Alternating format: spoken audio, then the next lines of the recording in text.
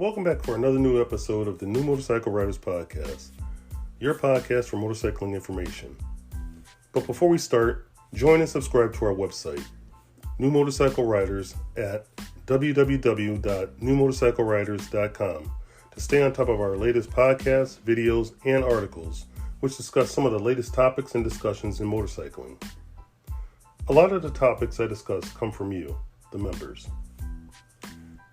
I tackle those topics that people have expressed an interest in and try to give easy to understand answers and solutions.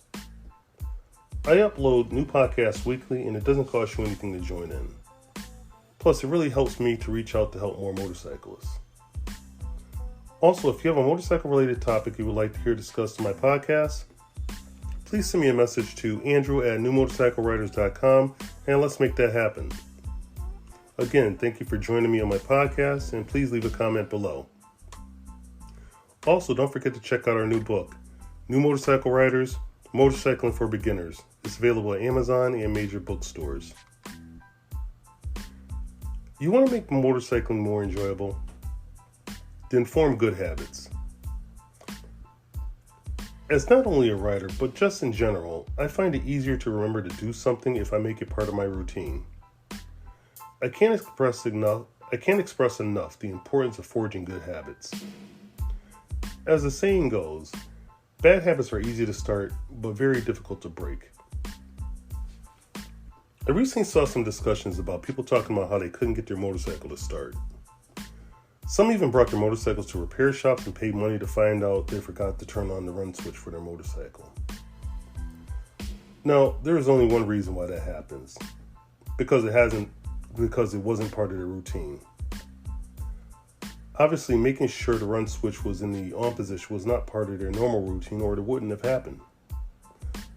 I've never had that happen to me because my normal routine is to turn the ignition key to the on position, hit the kill switch to the on position, pull in the clutch, put my motorcycle in neutral, apply the rear brake, and then proceed to start my motorcycle.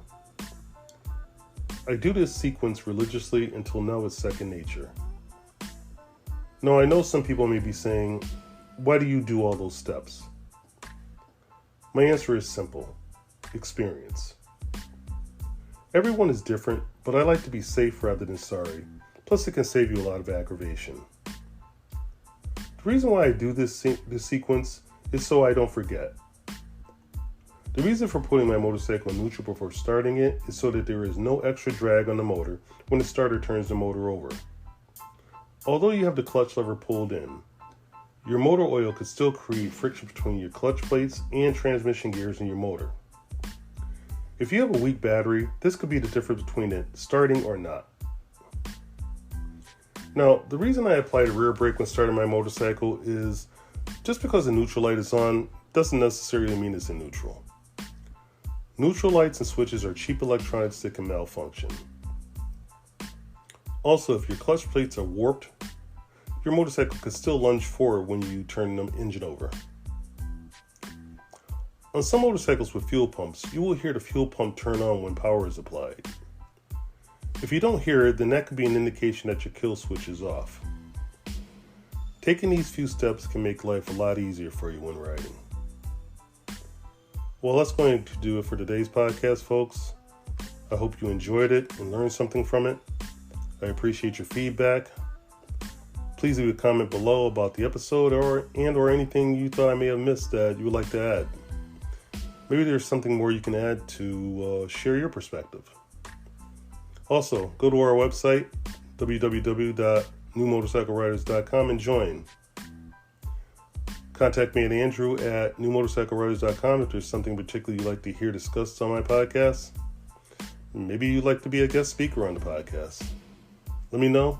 And as always, be safe and enjoy your ride.